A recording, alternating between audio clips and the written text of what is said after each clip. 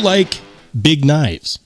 Do you like knives that are overbuilt, over-designed, crazy?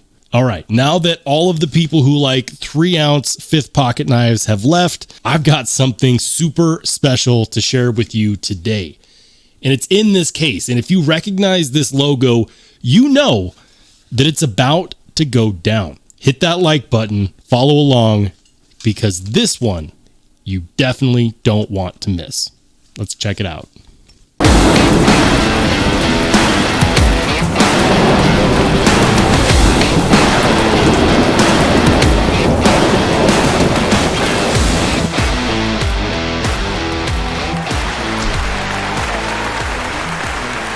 This is Sparta! Welcome in, everybody. If you couldn't tell, I am very stoked to talk about this knife today. And to all my friends out there who are fans of overbuilt knives, to big knives, to knives that are unapologetic about their design language, because not only did they work well, but they also look well. My friends, this is for you. And also, big shout out to my friend Mike over at Midgards Messer USA for making this review possible. He sent this to me. This is a prototype. The knife is on pre-order, but guess what, guys? They're shipping in December. I'm recording this on November 2nd. And yes, they are shipping this knife to people who pre-order it in December. That is a really, really slick turnaround, and I 100% approve. So this is a knife that I've wanted to check out ever since the version 1 released. However, the version 1 only had 200 units and they sold out, and I thought I'd never have the chance to actually check one out. But here it is, the Midgards Messer Sleipnir. And if you didn't know, Sleipnir is actually the legendary mythic 8-legged horse of Odin in Norse mythology. Midgards Messer does a lot of their knives in this Norse theme. But something that I love about them is that they always keep it fresh with the design language, whether it's a big knife or a small knife. They're always overbuilt and they always feel solid and quality. I'm a huge, huge fan of that. And I'm sure that looking at this knife, you might have a ton of questions. So we're going to try to answer them all in this video, starting with the specs. We're looking at an overall length of about 7.7 inches long. The blade comes in just shy of 3¼ inches, about 3.14, 3.15. This is a solid titanium construction on the handle scales and back spacer and pocket clip, which is 3D milled. It is a frame lock. It has an external stop pin. This crazy pivot is running on phosphor bronze washers. And oh yeah, the blade is made of CPM D2. Now, regular D2 is fine, except a lot of people have an issue with the carbide structure that you get out of it because it's an ingot-based steel. But this is CPM D2, and it's completely different because it's actually the powdered version of regular D2. And so it has almost none of the weaknesses that you find in regular D2. It actually performs almost identically to CTS XHP. So if you like that steel, you might also like CPM D2. Now, this is in pre-order, and you might be wondering, what's the difference between this knife and the version 1 Sleipnir? Well, the version 1 Sleipnir, the only difference is that the handle scales color was a raw titanium. This is their blue titanium, which they've been doing a lot of here in 2023, and I 100% approve. You know, I like the raw titanium look, but the blue is actually really, really cool. Let's go ahead and do some comparisons real quick. First up against the Spyderco Manix 2. As you can see, the Manix 2 is a little bit longer. The blade profile isn't even close.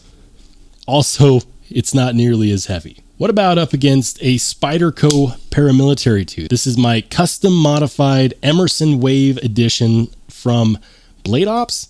And yeah, same story, a bit longer, but the blade profile is definitely shorter. So what does this cost? If you want to get in on the pre-order, you're going to be looking at about $350, which is par for the course for their knives, especially knives like this, which they are in fact putting serial numbers on. Now, this one is a prototype.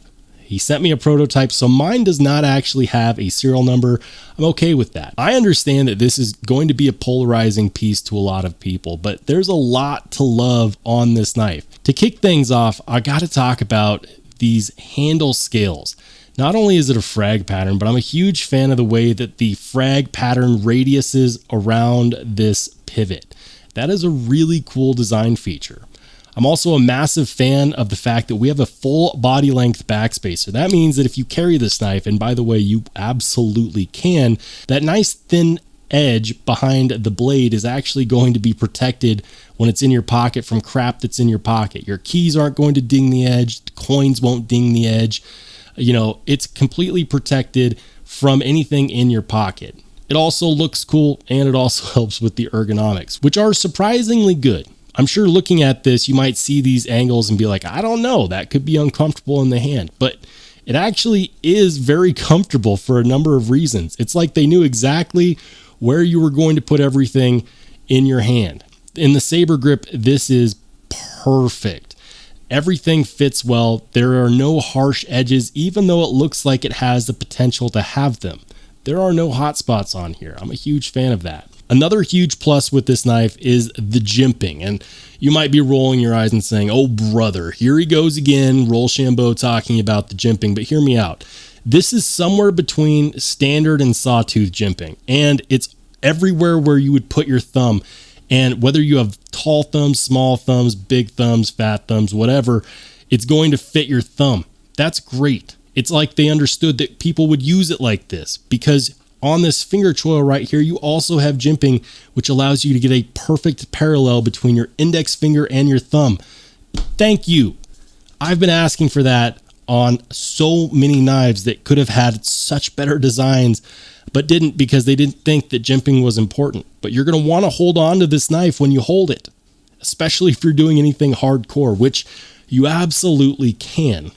Something that people don't like about Overbuilt knives is their cutting ability, because they are so thick behind the edge that it doesn't seem like you can actually get any work done. I'm proud to announce that this is not the case with this knife.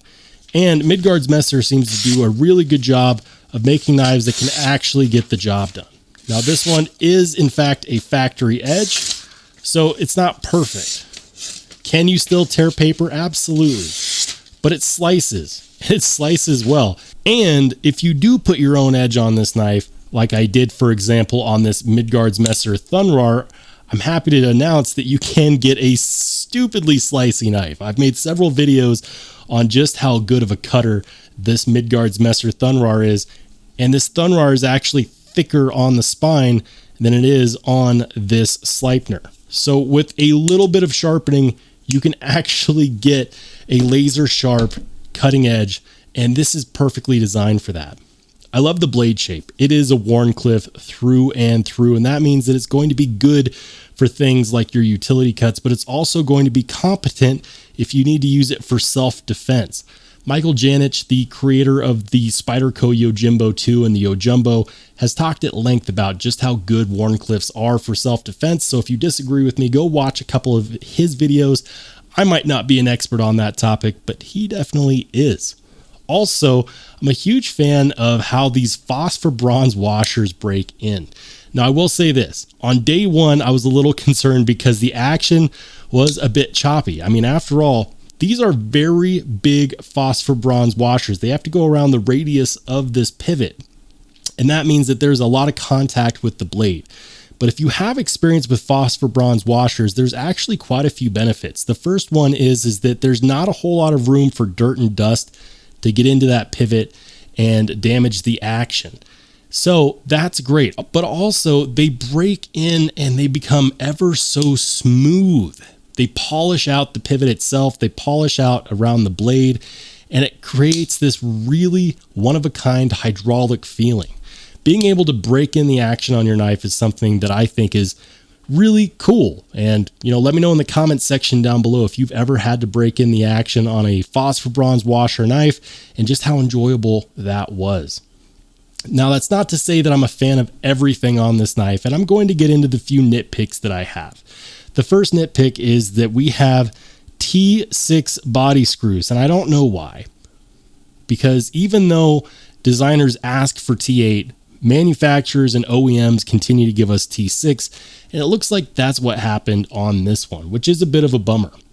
The next nitpick I have is that I'm not the biggest fan of that lanyard hole right there. Even though it is part of the backspacer and it's not going through the knife, which is good, I just don't think that it's necessary. And I don't think it's necessary because lanyards are actually most useful on knives that you don't have enough handle scale to get a grip on. But in this case, you do.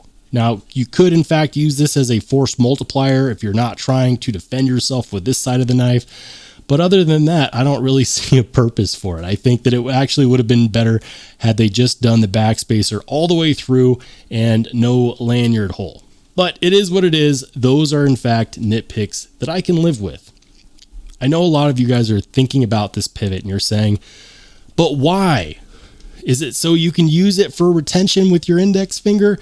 Yeah, I mean, you can. I'm here to tell you that the best way to grip this knife is by taking full advantage of this jimping and getting full control over this big beefy blade. You're going to want to use that jimping. It's going to be very important, especially if you're doing anything that requires fine tasks. Now, that isn't to say that it's not a useful place to put one of your fingers, but hear me out. It's actually better to put your pinky there than your index finger because it's going to solidify your grip in a reverse grip. It's also going to give you more stability in something like a pinch grip. That's fantastic. I have no complaints about the pivot.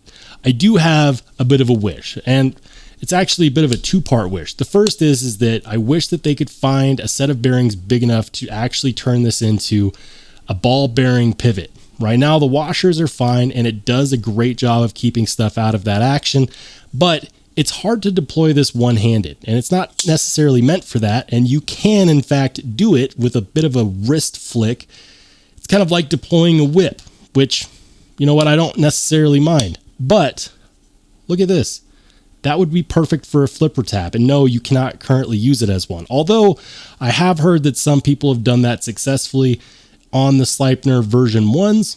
I have not been able to do it successfully on this one. Mike from Midgards Messer USA told me that he actually does use this as a bit of a flipper and he can open it one-handed, no problem. For me, I just use that fuller. It's like cracking a whip, and I don't mind that. But with bearings, that would have been a lot easier. And with some extra jimping right here, it could in fact be a crazy cool flipper. So that's great. Now I know that this knife is not going to be for everybody. If you watched this far into the video, thank you. And if you haven't done so yet, please consider subscribing, especially if you enjoy this content. But I'm interested to hear what you have to say.